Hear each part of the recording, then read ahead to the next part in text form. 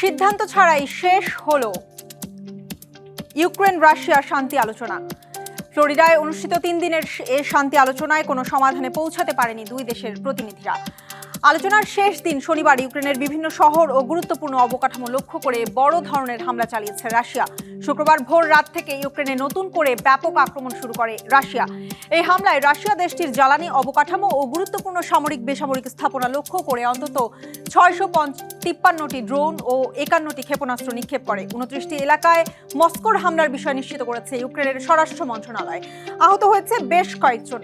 হামলায় জাপোরোজিয়া পারমাণবিক ক্ষেত্রের বিদ্যুৎ সরবরাহ বিচ্ছিন্ন হয়ে যায়। এতে উদ্বেগ জানিয়েছে আন্তর্জাতিক আণবিক শক্তি সংস্থা IAEA।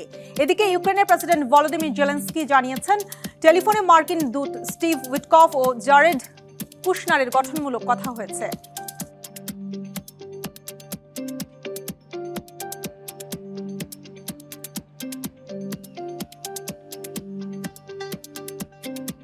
নতুন এবং ফিরে আসা গ্রাহকদের জন্য নগদে চলছে ক্যাশব্যাক সহ প্রতিদিন হাজারো উপহার জেতার সুযোগ। হবে আশা আর ফেরা, সারপ্রাইজ সেরা।